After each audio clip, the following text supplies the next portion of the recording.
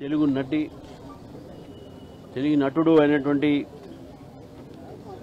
Quota Srinivasarao గారు కన్ను మూశారు. వారు తెలుగు సినీ ఇండస్ట్రీకే ఒక ఆణిముత్యం. అనేక సినిమాల్లో కామెడియన్గా, విలన్గా, క్యారెక్టర్ రోల్గా పనిచేసి తెలుగు వారిని వినోదపరిచి వారు అంతా మరి నటుడు బహుశా తెలుగు ఫిల్మ్ ఇండస్ట్రీలో మరి ఈ మధ్య కాలంలో మనం చూడలేదు, బహుశా భావితరంలో కూడా రాకపోవచ్చు. భారతీయ జనతా పార్టీతోని వారి అనుబంధం కూడా వారు విజయవాడలో ఉన్నటువంటి ఒక అసెంబ్లీ నియోజకవర్గం సత్యనారాయణపురం నియోజకవర్గం నుంచి గెలిచారు భారతీయ జనతా పార్టీ నుంచి. మరి ఆ రోజు అసెంబ్లీలో ధర్మారావు గారు, ప్రేమ్ సింగ్ రాథోడ్ గారు, రామకృష్ణారెడ్డి గారు మరి వారందరూ కూడా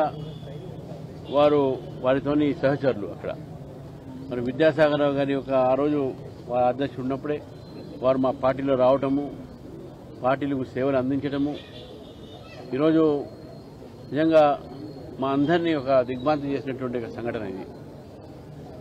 కోటా శ్రీనివాసరావు గారు ఈ మధ్యనే నాకు సూర్యాపేటలో నేను ఖమ్మం పోతుంటే వారు విజయవాడ పోతుంటే ఒక హోటల్లో టిఫిన్ కలిసి చేశాం. మేము మంచి వ్యక్తి, మంచి స్నేహితుడు, స్నేహశీలి.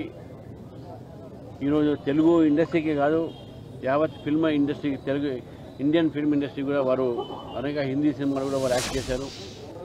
ఇది పెద్ద లోటు. భారతీయ జనతా పార్టీ నాయకుడిగా కూడా భారతీయ జనతా పార్టీ కూడా ఈరోజు మాకు పెద్ద లోటు. ఒక నాయకుడిని మేము కోల్పోయినాము.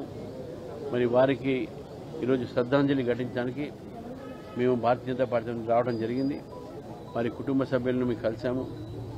వారి ఆత్మకు శాంతి కలగాలని వారి కుటుంబ సభ్యులకు భగవంతుడు ఆ ధైర్యం ఇచ్చి ఈ యొక్క ఏదైతే వారు ఎదురుపడుతున్నటువంటి ఒక ఏది కష్టం ఉందో వారు భరించే ధైర్య సాహసాలు ఇవ్వాలని చెప్పి భగవంతుని కోరుతూ మరి మరొకసారి మా భారతీయ జనతా పార్టీ తరఫు నుంచి వారికి మా ఒక ప్రగాఢమైన సంతాపం చెప్తారు.